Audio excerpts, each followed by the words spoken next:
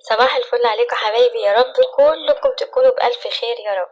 النهارده بقى مش هغير الروتين خالص، ومش هعمل غدا ولا فطار. انا هعمل حاجة حلوة كده، ترطب على القلب. حطها في التلاجة تسقع وتبقى ترطب على قلوبنا. يعني الجو مش ناقص اي فرهضة ولا قلي واقفة في المطبخ.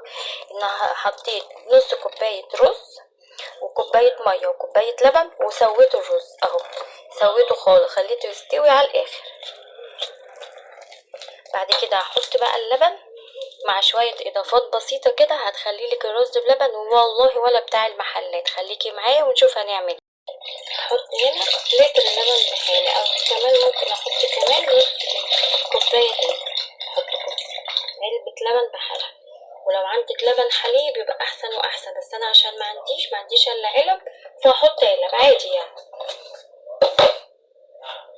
وعشان خاطر ما عنديش لبن حليب اللي هو كامل الدسم، هحط عليها كمان معلقة قشطة، تخلي بقى طعمها في حتة تانية.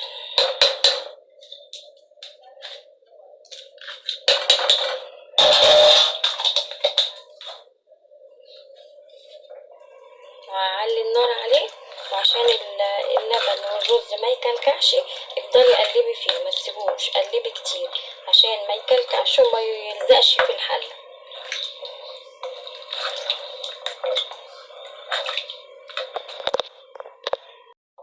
خليكي معايا وهنشوف هعمل ايه. بصي بقى انا جبت ايه. جبت المج ده، حطيت فيه معلقتين نشا، وهحط فيه معلقتين بيكنج باودر من ده. هتخلي طعم الرز بلبن والله ولا بتاع المحلات، بس هيبقى جميل. معلقتين او 3 كمان زي ما تحب. هحط فيه معلقتين النشا، وهدوبهم في ميه او لبن زي ما تحبي برضه.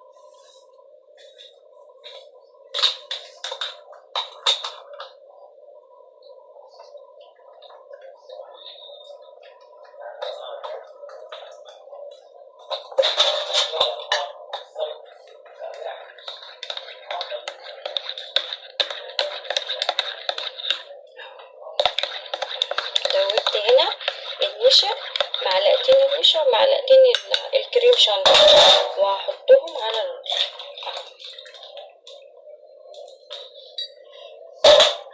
وعشان الدنيا ما تكلكعش هشيل المعلقه ده، وهجيب المضرب كده اهو واقلب بيه، مضرب السلك. وانا معليه النار وسايباه. هو الرز مستوي، وحطيت السكر، صحيح حطيت السكر نص كوبايه. الرز حطيت عليها نص كوبايه سكر، ولو عايزاه حلو شويه حطي كمان عليه معلقه، نص كوبايه وعليه معلقه.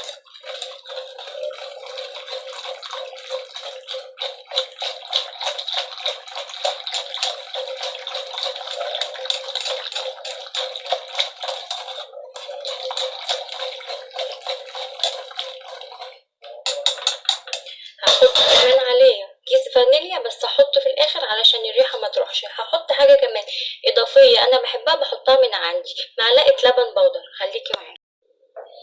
بصوا بقى اللبن اهو، الرز بلبن اهو، بقلب فيه. حطيت النشا، حطيت معلش انا قلت بيكنج باودر، بس انا قصدي كريم شانتي. هحط هنا كيس الفانيليا، لانه خلاص داخل ان انا هطفيه، داخل على السوا.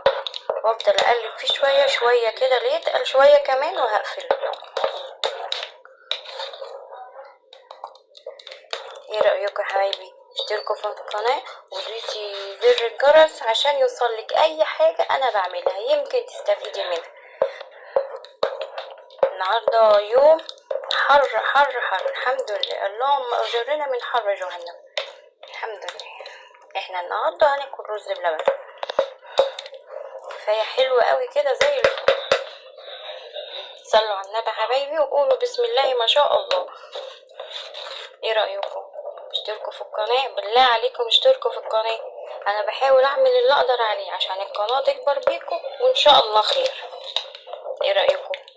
شويه كده وهقفل عليه، لسه شويه كمان كده ما يتقل حبه تاني، وهطفي النار عليه. بعد ما اطفي النار عليه هسيبه يبرد قد 5 دقايق، وبعد كده احطه في الكوبايات، هطلعه بره واغطي وشه عشان ما ينشفش واحطه في التلاجة عشان يتاكل ساقع. ياه بيرطب على القلب، جميل لما تبقى الحاجة ساقعة. انا ممكن احطه كمان في الفريزر. قولولي عاملين اكل ايه النهارده، ولا زي حالاتي مش قادرين تخشوا المطبخ؟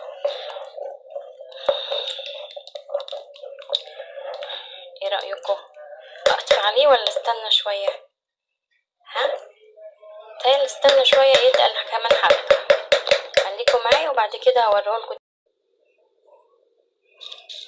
بصوا الرز بلبن عامل ايه، ما شاء الله، اللهم بارك اللهم بارك، زي الفل، وريحته تحفة تحفة تحفة. هحطه دلوقتي في الطبقان.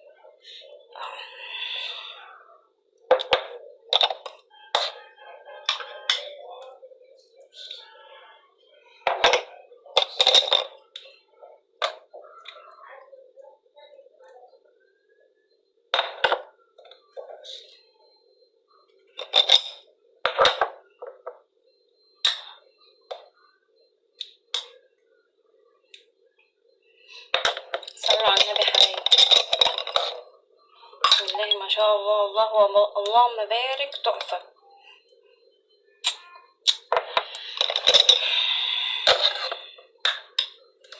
بألف هنا على اللي هياكله.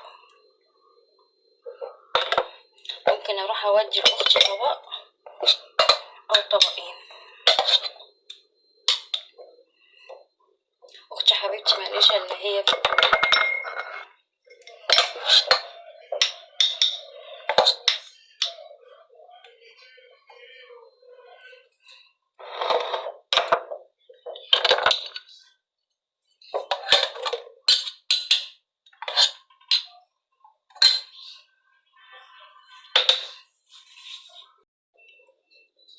ايه رأيكم؟